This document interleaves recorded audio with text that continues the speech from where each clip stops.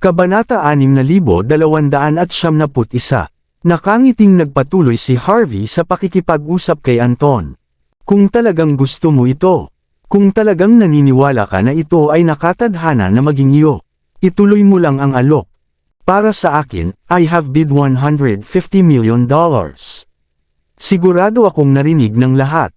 I have so much money, I can afford to spend more money kapag nakakita ako ng mga antik na gusto ko, di ba? May problema ba? Dapat ba akong sumulat sa iyo ng isang ulat bago ko gamitin ang aking pera?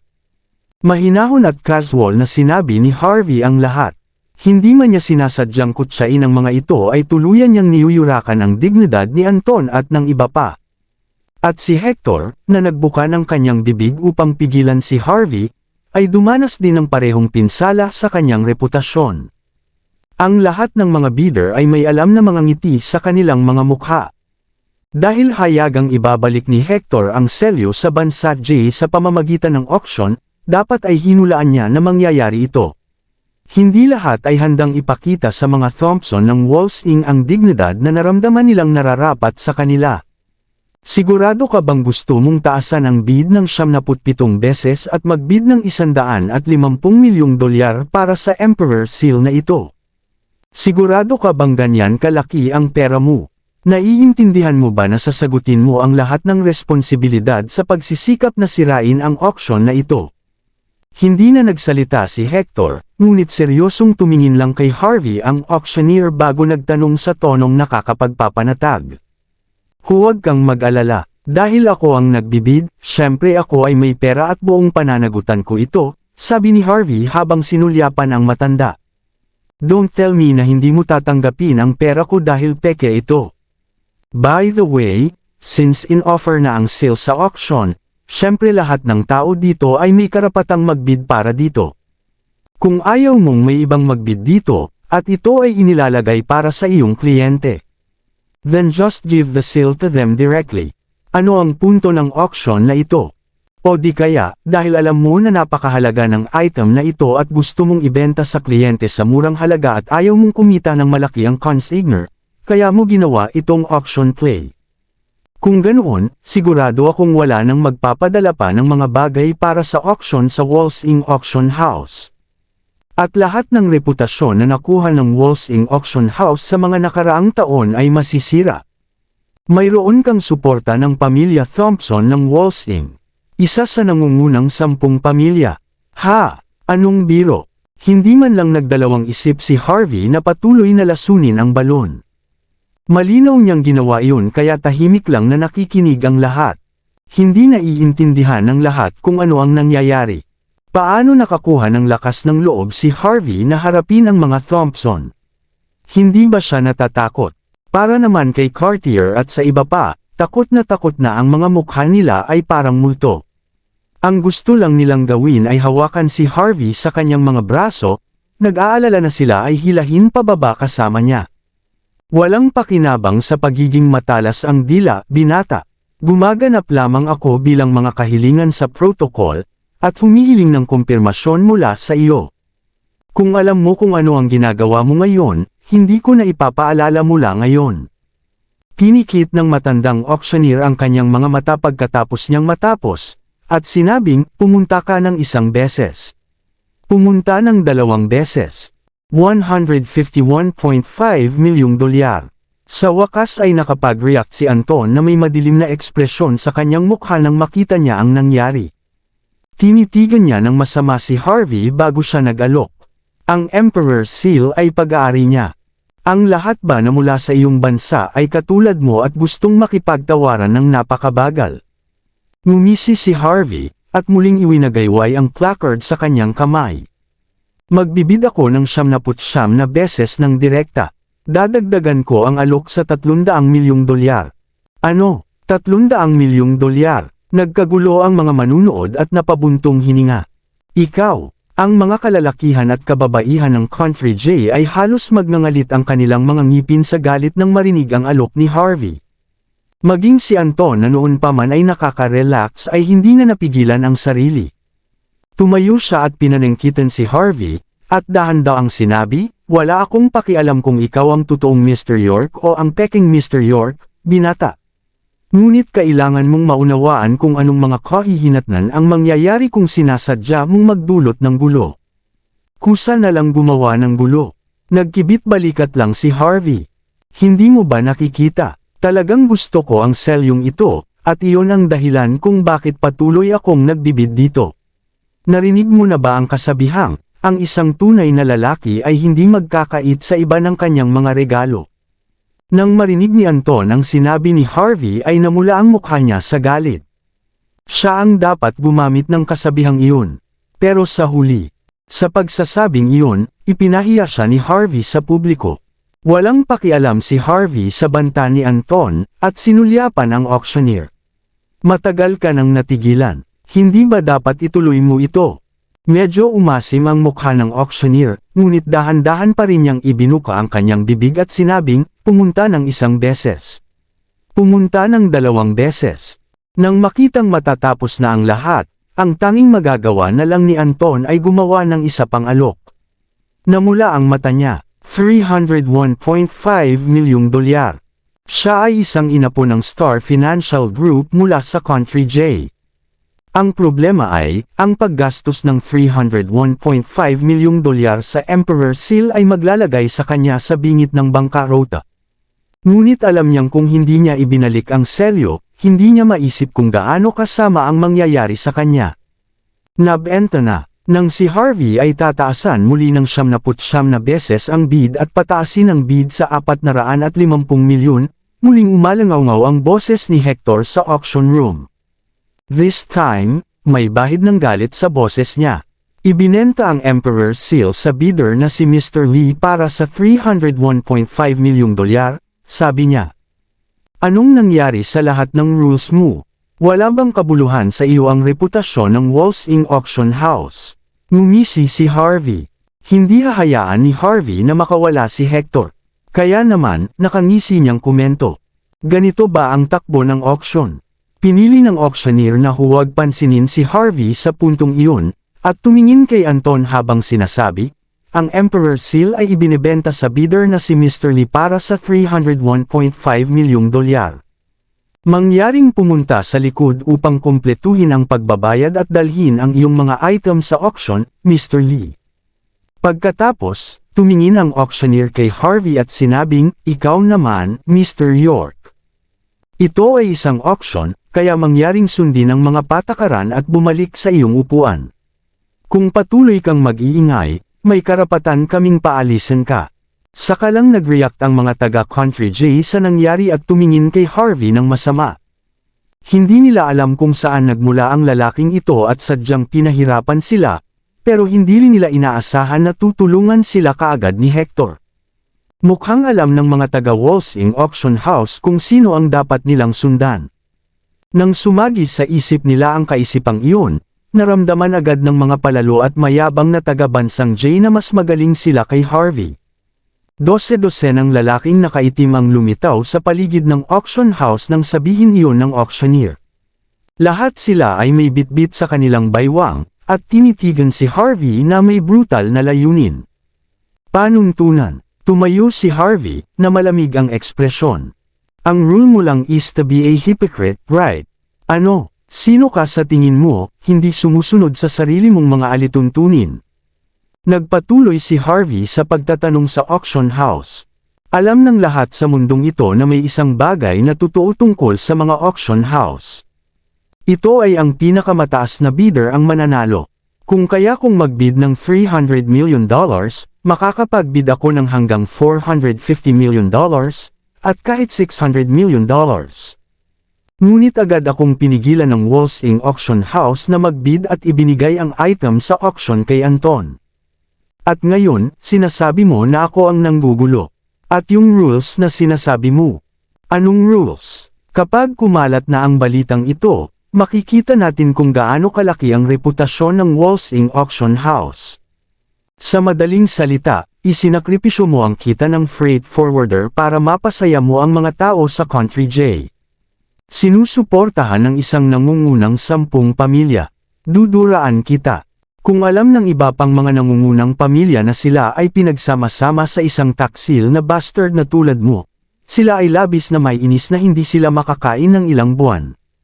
Si Harvey ay hindi nagpakita ng mga senyales ng paghinto sa lahat ng sinabi niya ang lahat ng kanyang mga salita ng malinaw, para marinig ng lahat.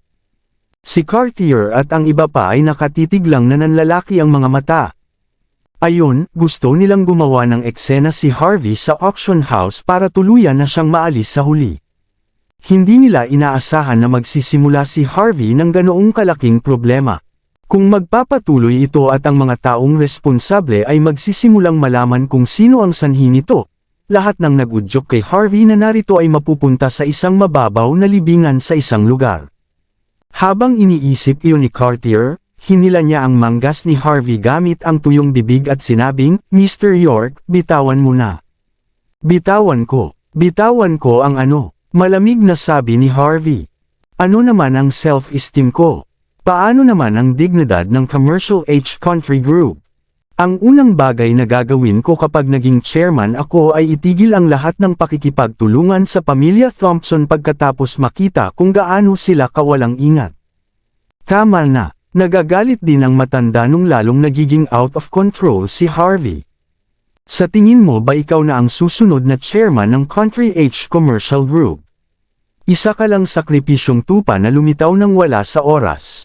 Kung maglalakas loob ka pang mangbitag sa auction house, ipapakita ko sa iyo kung ano talaga ang kaya natin.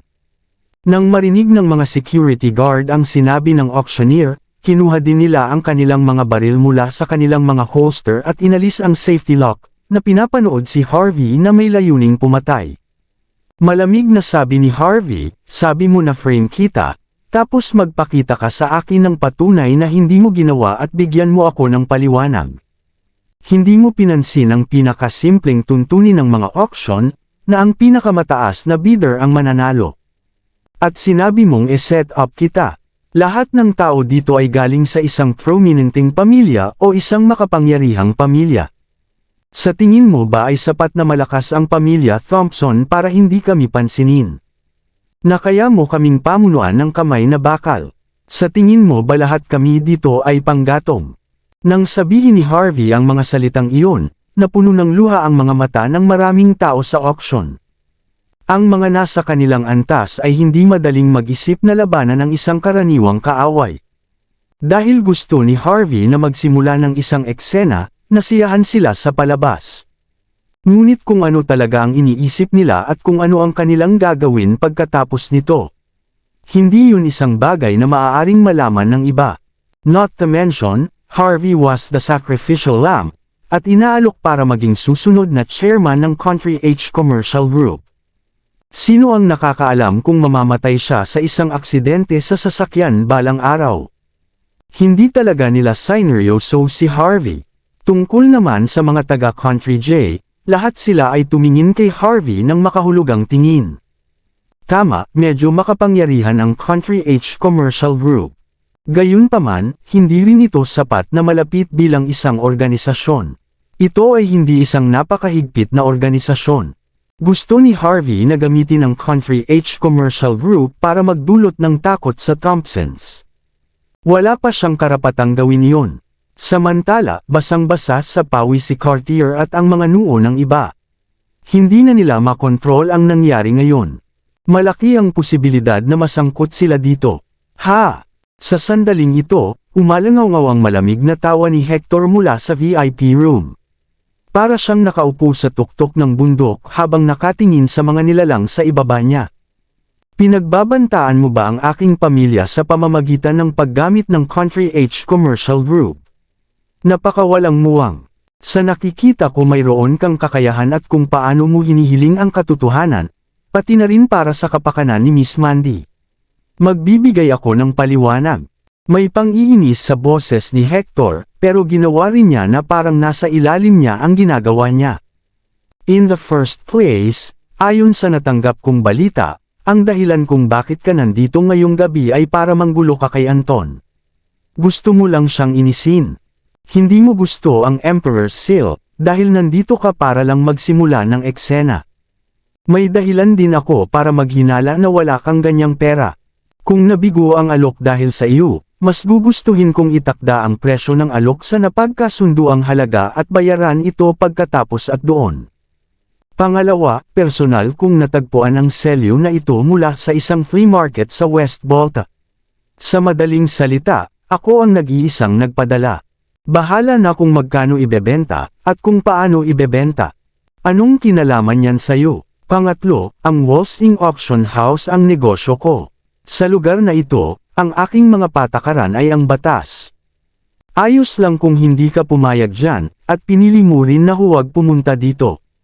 Pero dahil nandito ka, susundin mo ang mga alituntunin ko. Nakikitang kinakatawan mo ang Country H Commercial Group at para sa kapakanan ni Miss Mandy. Hindi ko na itutuloy ang nangyari ngayon. Pero tandaan mo itong mabuti. Ito lang ang pagkakataon at hindi na ako magiging maluwag sa susunod. Ngayon, umalis ka na. Kahit na tila nagpapaliwanag si Hector sa kanyang sarili at nagpapakita ng paggalang kay Harvey, ang bawat salita na kanyang ginagamit ay talagang nagpahiya kay Harvey. Ang iyong negosyo, ang salita mo ay batas. May malamig na pagwawalang bahala sa ekspresyon ni Harvey. Pamilya lang kayo sa Walsing. Ganyan na kayabang, ganyan ang paniniil. Ang mga batas ng lupaing ito ay walang kahulugan sa iyo at sa iyong pamilya, hindi ba? Hindi sumagot si Hector, at parang tumutugon kay Harvey na nasa ilalim niya. Malamig na ngumiti ang auctioneer at pinalakpak ang kanyang mga kamay bago sinabing, "Mga security, mangyaring gabayan ang ating mga bisita." 12 ng mga lalaking naka-black suit ang lumapit sa kinatatayuan ni Harvey nang utusan sila ng auctioneer. Kasing lamig ng yelo ang mga ekspresyon nila. "Basta, hayaan mo na, Master York." Nang makita ni Cartier at ng iba pa ang nangyari, nawalan sila ng lakas ng loob. Lahat ng baril ng mga lalaki ay nakatutok sa kanila. Walang alinlangan, kung ang magkabilang panig ay nagsimula ng isang labanan, silang lahat ay mamamatay sa crossfire. Kinilig pa si Zori, at hindi niya napigil ang hawakan ang manggas ni Harvey at sabihing, "Harvey, please don't say anything else. Kasalanan ko ang lahat ngayon. Dapat pala hindi na kita dinala dito. Pwede na ba tayo manahimik na lang?" Si Anton ay hindi isang seryosong banta, ngunit si Hector. Hindi siya isang taong maaari nating pukawin.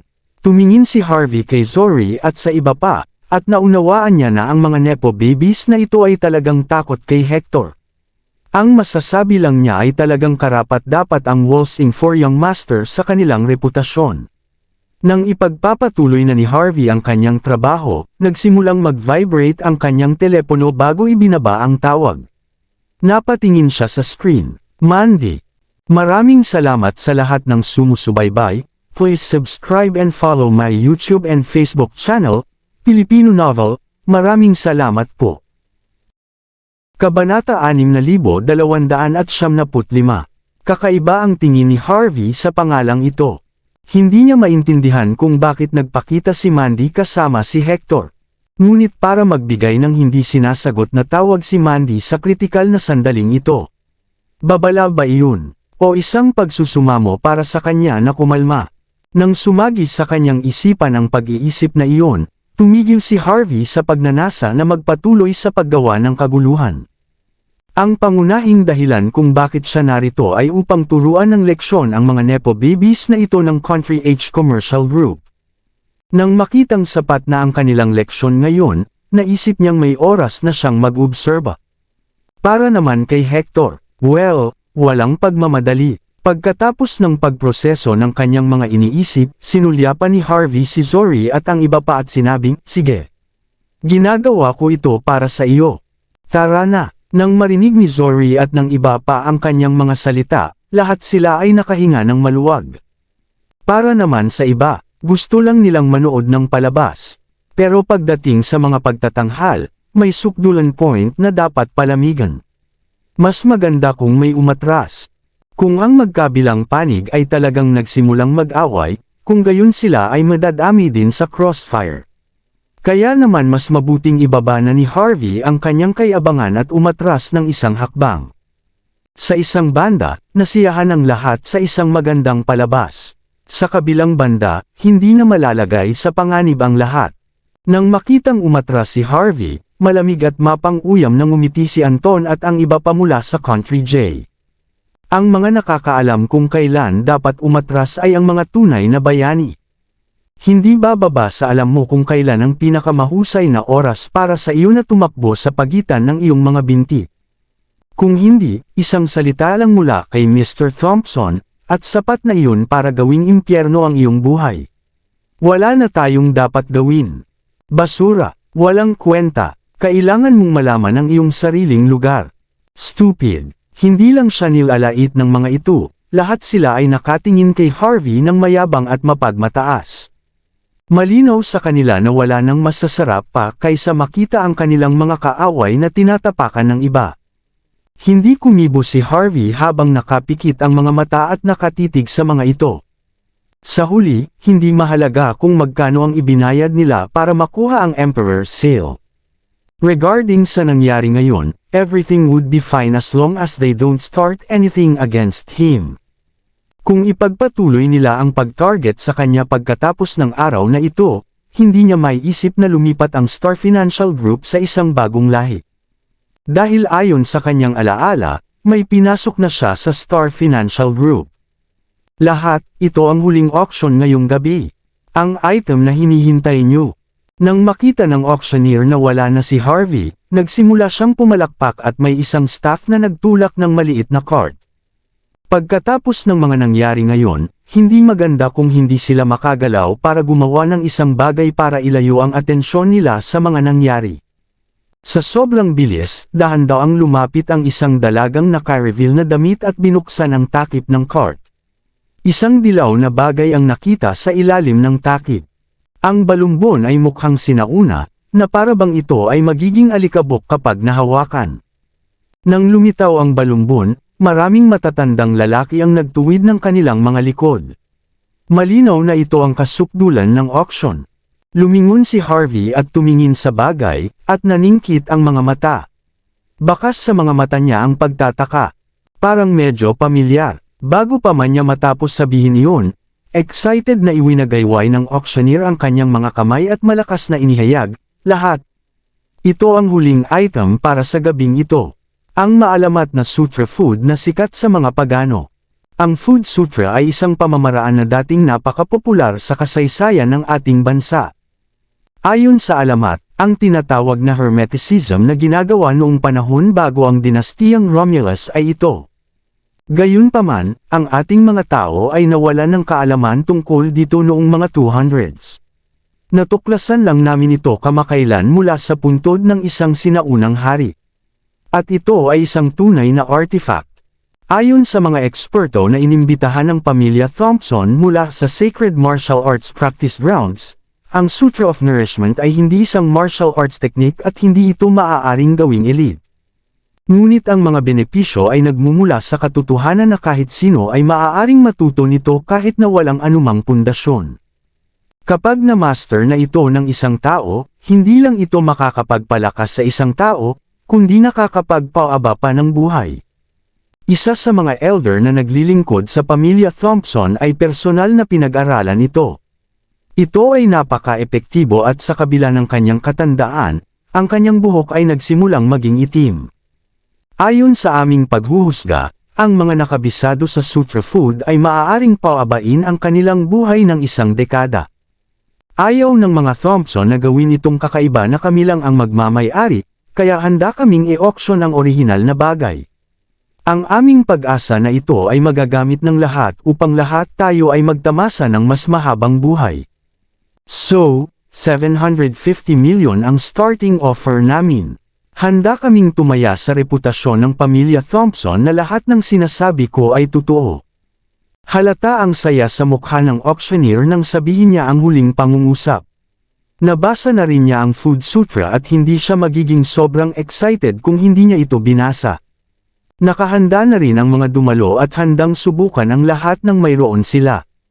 Sutra Food. Kung paanong ang lahat ay labis na nasa sabik at handang makipag-away sa isa't isa para makuha ito, biglang napamura si Harvey. Ngumisi siya. Tinatawag mong Sutra of Food ang hindi kumpletong bagay na hinukay mo mula sa isang libingan. Kung tama ako, ang mga nilalaman ay ang mga sumusunod. Ang walang pangalan ay ang lumikha ng langit at lupa. Ang may pangalan ay ang ina ng lahat ng bagay.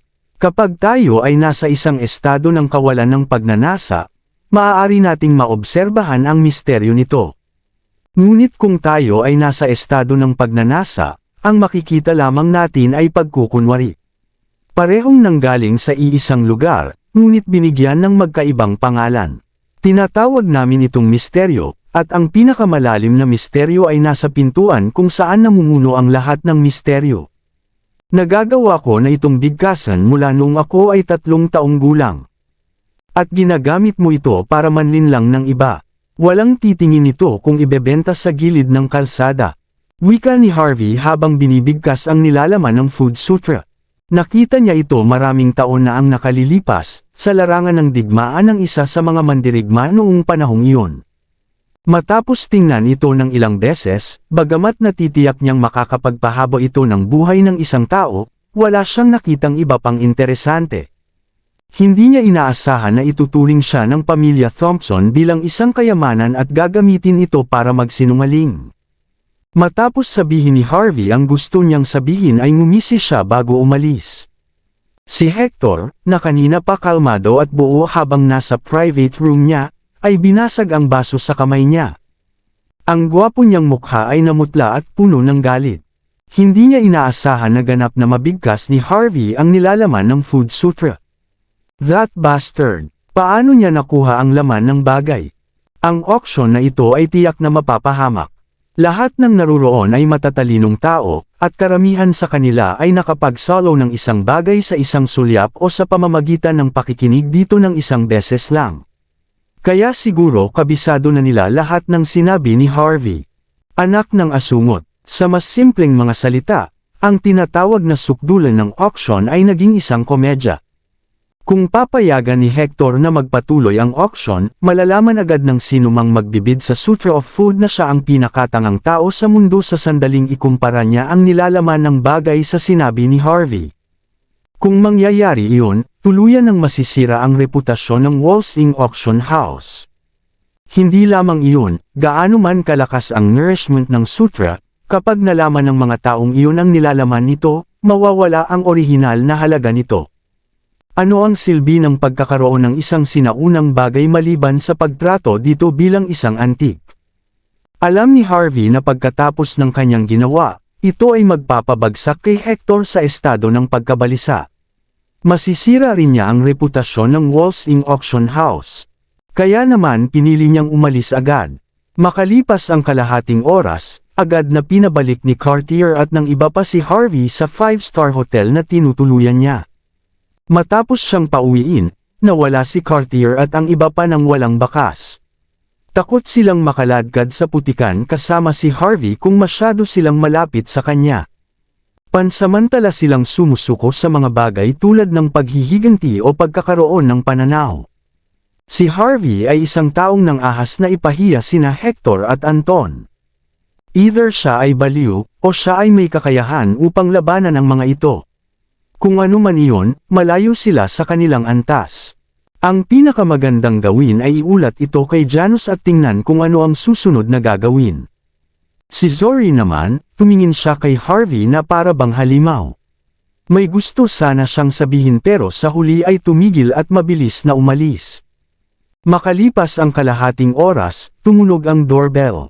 Sa oras na iyon, iniisip ni Harvey ang nangyari ngayon sa Walsing Auction House sa kanyang presidential suite. Narinig niya ang doorbell at itinaas ang remote control sa kamay at pinindot iyon.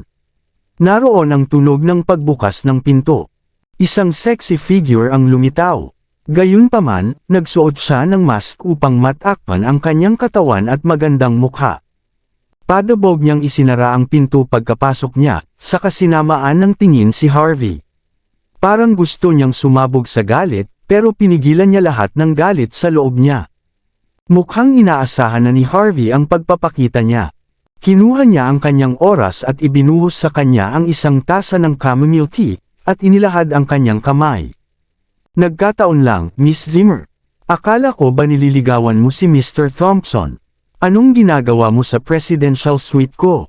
Nag-aalala ka ba na niloloko kita sa ibang babae at pupunta ka upang suriin ang aking silid? Kahit na mahinahon at walang agresibo ang mga sinabi ni Harvey, ramdam ni Mandy ang selos sa hangin. Medyo nagalit si Mandy, pero nang maramdaman niya ang selos sa mga salita ni Harvey, humagalpak siya ng tawa. Kaya mo bang manatiling kalmado kahit nagseselos ka? Okay, hindi ako makikipagtalo sa iyo tungkol dito. Inilibot ni Harvey ang kanyang mga mata, at humigop mula sa kanyang tasa. Pagkatapos ay sinabi ni Mandy, ang 9-eyed beads na ibinigay mo sa akin noon ay medyo mahalaga, at ito rin ang hinahangad ng pamilya Zimmer sa Mordo. Gayunpaman, ayokong i-give up ito sa panahong ito. Kaya kailangan ko ang mga galing sa auction para makumplito ang misyon ko. Ginamit iyon ni Hector para pilitin akong maging partner niya ngayong gabi. Masaya ka ba sa paliwanag ko? Kalmadong sinabi ni Harvey, wala na tayong special relationship na dalawa. Paano kung masaya ako? At paano kung ayaw ko? Inikot ni Mandy ang kanyang mga mata kay Harvey at sinabing, nagbibigay lang ako ng maikling paliwanag. Wala akong ibang ibig sabihin. Huwag mong samantalahin ito.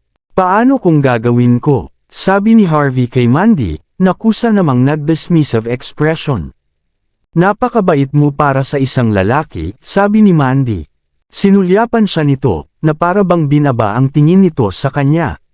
Tumingin ito sa kanya, ngunit tila may bakas ng pagnanasa sa mga mata nito pati na rin ang kawalan ng kakayahan.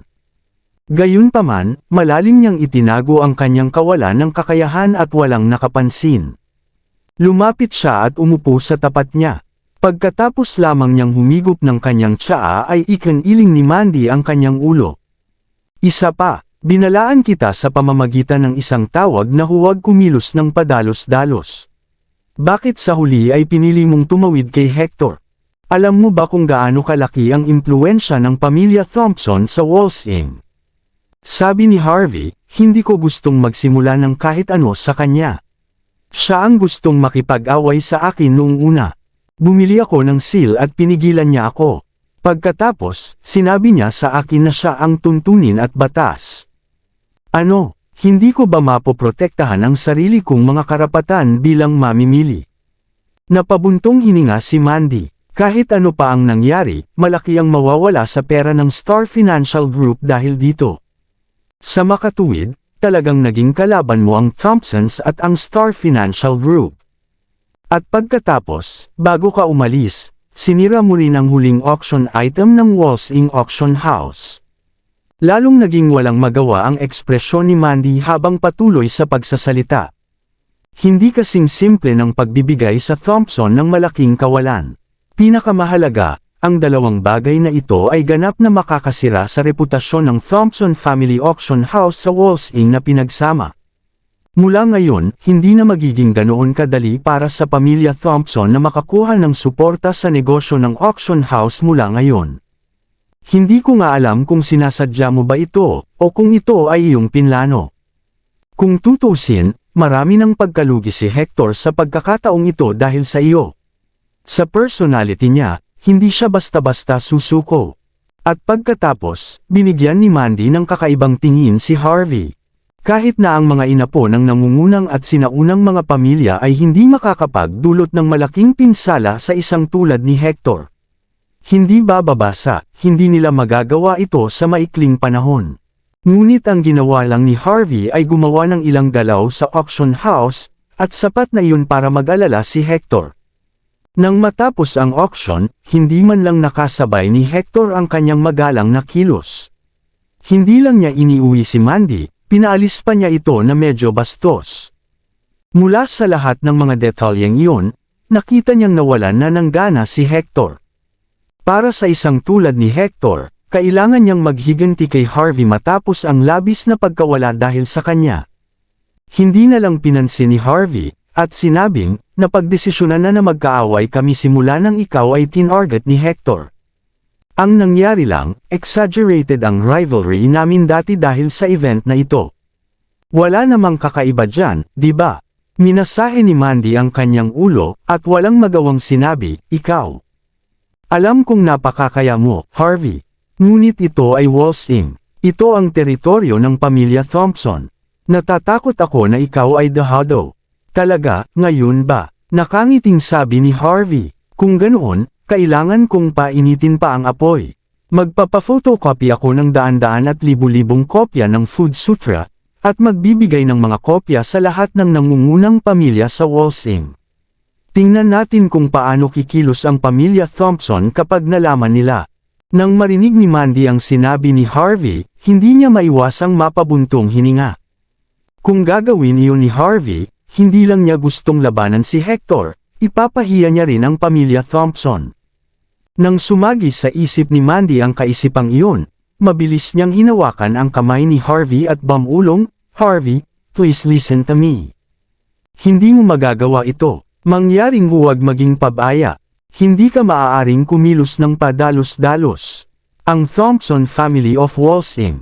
O mas maganda kung ganito ang sasabihin ko, ang mga nangungunang pamilya sa Walsing na bahagi ng nangungunang 10 pamilya ay kumikilos bilang isang unit.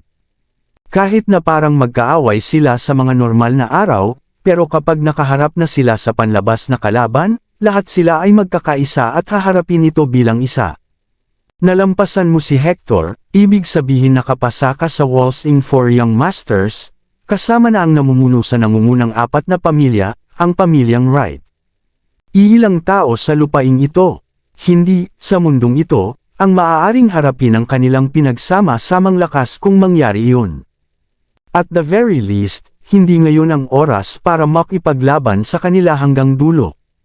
Hindi lang yan, na-offend mo pa ang Star Financial Group. Ang kanilang impluensya sa Walsing at sa 3 hilagang lalawigan ay napakalaki. Kung gusto ni Anton na guluhin ka, malalagay din siya sa malubhang problema. Ngumiti si Harvey at sinasabi mo ba na hahayaan ni Hector na si Anton ang kanyang pawn at hahayaan muna akong atakihin ng Star Financial Group? Dahan-daw ang tumango si Mandy. Malamang, lahat ng ginawa mo ngayong gabi ay labis na mayabang, at lubos na pinahiya sila. Kaya naman hindi sigurado si Hector kung ano ang mayroon ka ngayon. Kung hindi, hindi ka na makakaupo dito ngayon. Nakangiting sabi ni Harvey at sinabing, "The reason you are here tonight is not just to remind me of this, right?" Tumango si Mandy at saka sinabi sa seryosong tono, "Tama. Mula sa impormasyong nakalap ko, magkakaroon ng malalaking pagbabago sa political landscape sa Walsing sa malapit na hinaharap. Walang kwenta kung sasaktan mo ang napakaraming tao ngayon. I suggest na umalis ka kaagad sa Walsing. Hihilingin kong bumalik ka kapag umayos na ang lahat." Paano iyon ang tunog? Huwag kang mag-alala, kahit wala ka, gagawin ko. Malinaw na ang lahat ng sinabi ni Mandy ay nagmula sa isang lugar ng pag-aalala. Maya-maya lang ay nag-vibrate ang phone ni Harvey. Kinuha niya ang phone na may confused expression. Mabilis na nagmula ang boses ni Zori mula sa kabilang banda, na humihikbi. Master York. Huwag mong sabihing nagpadala ka ng isang tao para salakayin ang convoy ni Anton. Anong nangyari? Natigilan si Harvey. Bakit mo naman nasabi? Nanginginig ang boses ni Zori habang sinasabi niya, "Nakatanggap lang ako ng balita. Ang convoy ni Anton, na aalis sana kasama ang Emperor's Seal, ay tinambangan ng isang grupo ng mga taong nakaitim. Maraming nasawi at nasugatan ang mukha ni Anton. Nawala na ang selyo." Kumunot ang noo ni Harvey, at nagtanong, "Anong sabi ng police station?" Nanginginig ang boses ni Zori habang sinasabi niya, "Wala silang nahanap. Pero natatakot akong sisihin nila tayo." "Talaga, ngayon lang." Nakangiting sabi ni Harvey. "Kung gayon, tandaan na makipag-ugnay kay Cartier. Hindi lang ako ang makakalaban nila."